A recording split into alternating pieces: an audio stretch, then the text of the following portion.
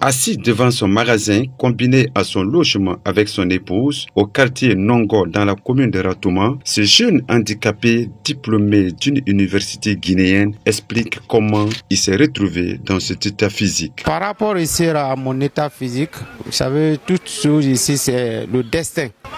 Au départ, je suis né, alors je marchais, je faisais tout.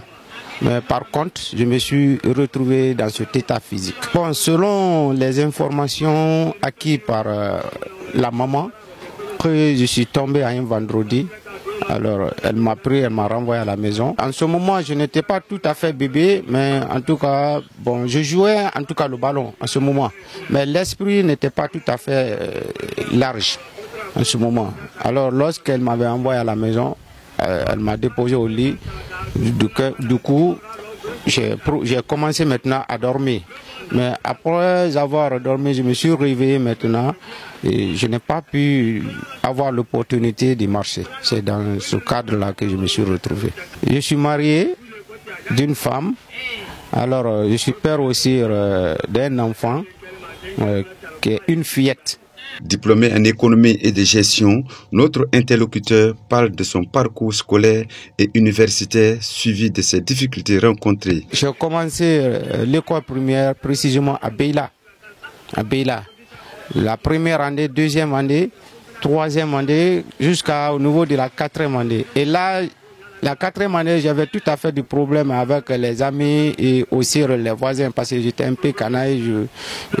Je n'avais pas peur à les amis. Bon, tout le temps qu'il y avait, malgré mon état, tout le temps qu'il y avait des problèmes ici, les gens venaient se plaindre à la maman. Donc un jour aussi, la maman me dit que vraiment, toi là, je vais t'envoyer aussi au garage. En même temps, tu vas étudier et tu vas apprendre la mécanique. Ah, je me suis posé la question, je dis, ah mais comment moi je vais conduire la moto? Elle dit, toi tu vas partir là-bas. Alors c'est comme ça que maintenant elle m'a envoyé aussi au garage. J'ai commencé la mécanique. Après l'école, j'ai parti au garage. Arrivé maintenant au niveau du BEPC, j'ai eu certaines difficultés maintenant pour décrocher mon BEPC à Beila.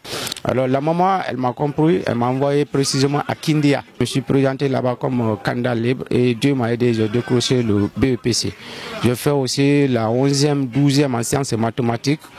Terminale aussi, j'ai commencé à avoir aussi certaines difficultés. J'ai changé d'option, j'ai fait la science sociale. Dieu m'a aidé, j'ai décroché le bac.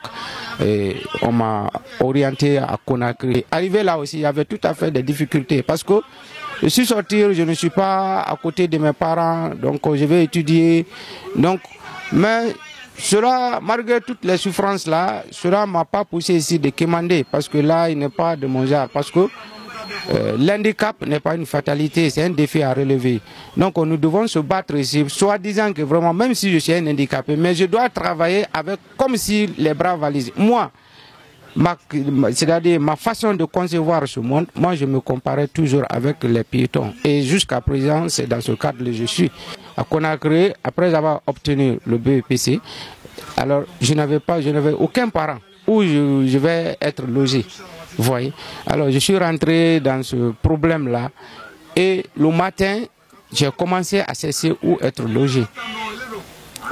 Alors du coup, j'ai massé, mais je n'avais pas avoir l'opportunité d'avoir une chambre vraiment où je pouvais avoir ici l'opportunité de passer la nuit. Parce que je n'avais rien. La maman, ma famille, je veux dire, toute ma famille est pauvre. Donc, c'est Dieu qui m'a aidé jusqu'à ce que j'ai pu terminer les études. Retenu en tant que lauréat lors d'un test organisé pour les handicapés, il détaille ses projets. Après la formation, ils ont retenu 20 lauréats. Il y a eu 20 lauréats, 20 personnes qui ont été retenues. Donc je faisais partie parmi ces 20 personnes-là.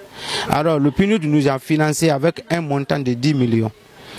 Alors, comme on nous a formés sur l'esprit d'entrepreneuriat, donc je suis sorti, je me suis dit que attends, ce que j'ai appris et en tant qu'un économiste, je vais essayer aussi de mettre en valeur. Plus encore mon métier, je dis peut-être que je pourrai survivre. Je suis allé, j'ai acheté ce conteneur. Après avoir acheté le conteneur, je suis allé aussi chercher un client, un fournisseur qui pourra ici me ravitailler des pièces moto pour que je puisse alimenter ici le magasin. Après toutes les dépenses, je me suis retrouvé avec un montant de 4 millions et quelques. Les 4 millions là, j'ai cherché un fournisseur. Le fournisseur, je lui ai versé les 4 millions. Il m'a donné au départ une marchandise de 7 millions. Alors j'ai commencé à mener mes business. Au fur et à mesure, je travaille, j'arrange les motos, je vends des pièces. Je pars aussi pour rembourser non seulement la dette. Je suis parti encore, on m'a donné encore une autre marchandise. Donc c'est dans ça que je me débrouillais juste. Le magasin était situé juste ici, au terrain de Nongo. Étudiant diplômé et mécanicien de son état, il revient sur la manière qu'il a modifié sa moto avant de lancer un message de soutien à sa personne à l'endroit de l'État guinéen. La moto a été fabriquée par moi-même. Alors la moto que vous voyez, au départ, j'étais dans le tricyclette, le vélo. J'avais un vélo, c'était pas la moto. Vous voyez? Mais avec les mouvements, les va-et-vient, alors j'étais obligé ici de m'adapter. Alors je me suis dit que je vais acheter une moto KTM au départ. J'ai acheté la moto KTM. Alors je me suis assis aussi en tant que mécanicien, un technicien. J'ai commencé à chercher un plan pour confectionner la moto.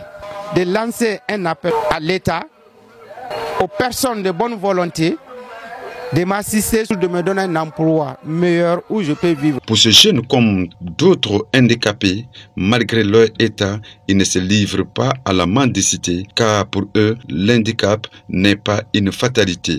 Le petit métier peut intervenir pour subvenir aux besoins.